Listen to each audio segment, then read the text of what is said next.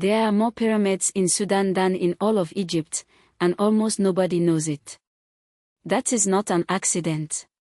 That is a decision made in boardrooms, colonial offices, and museum curatorships across Europe and America to determine whose history gets remembered, whose civilization gets celebrated, and whose legacy gets buried under sand and silence.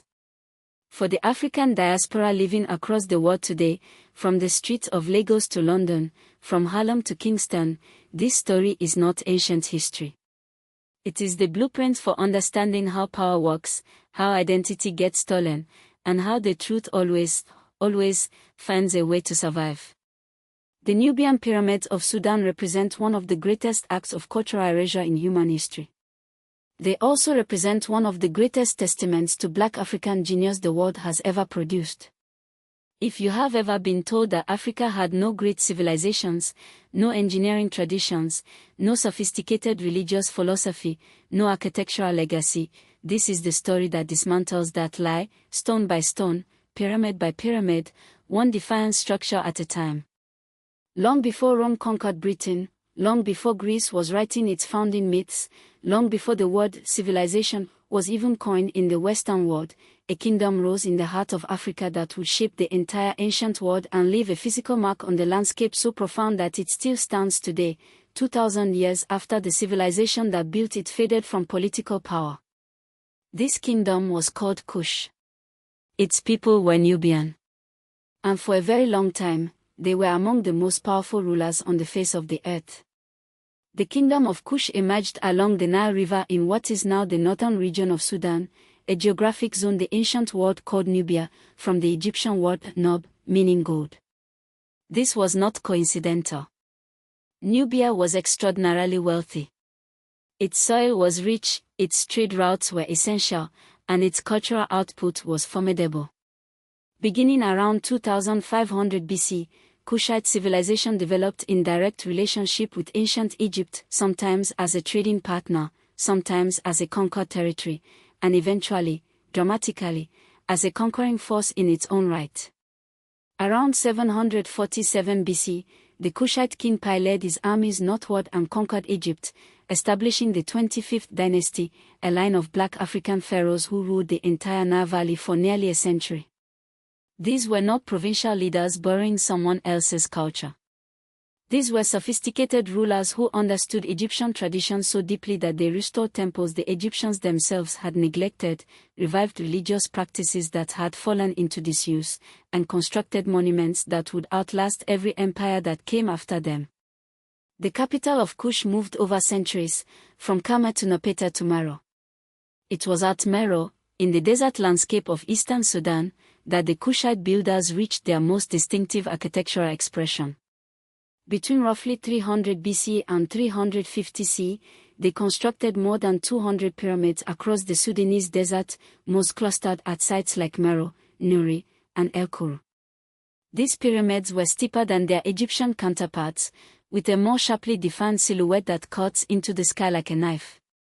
They were smaller in base but no less intentional in design.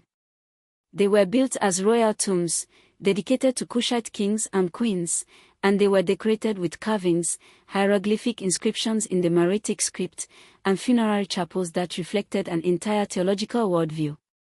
At Meroe alone, there are more than 200 individual pyramid structures. Egypt, by comparison, has around 130. The numbers do not lie. Sudan has more pyramids. Sudan built more pyramids. And the civilization that built them was Black African in origin, in identity, and in cultural expression. So why does almost no one know this? Why do school textbooks move from Egypt to Greece without stopping in Sudan? Why do museum exhibitions on ancient Africa spend 3 pages on Egyptian pharaohs and half a sentence on Kushite kings?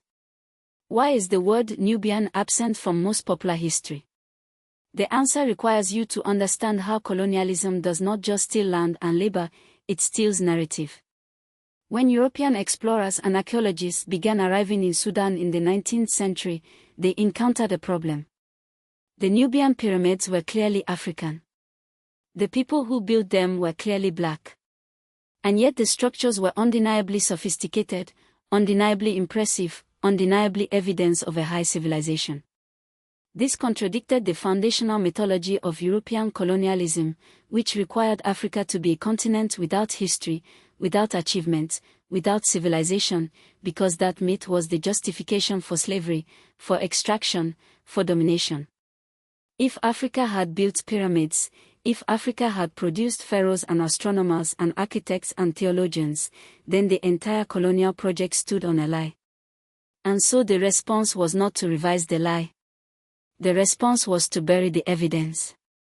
Italian explorer Giuseppe Follini arrived at Meroe in 1834 and, in one of the most catastrophically destructive acts in archaeological history, demolished the tops of approximately 40 Nubian pyramids searching for treasure. He found some gold in one of them, jewelry belonging to the Kushite queen Amanishakito, and proceeded to sell those artifacts to European museums, where they were displayed with almost no meaningful context about the civilization that created them. The pyramids Follini destroyed were never rebuilt. Their broken silhouettes still stand in the Sudanese desert today, decapitated monuments to colonial greed. But the destruction did not stop with Follini. It continued through the systematic underfunding of Sudanese archaeological sites throughout the 20th century, through the absence of Nubian history in Western curricula, through the deliberate centering of Egyptian civilization in museum narratives about the ancient Nile, and through the consistent practice of displaying Nubian artifacts as footnotes to Egyptian stories rather than as evidence of a distinct, sovereign, and extraordinary civilization in its own right. The Meroitic script, a writing system developed independently by Kushite scholars, remains only partially deciphered. There has been no equivalent of the Rosetta Stone breakthrough for Meroitic, in large part because the scholarly resources required to crack it have never been allocated with the same urgency as other ancient language projects. When knowledge cannot be read, civilization cannot be verified. And when civilization cannot be verified, it can be dismissed.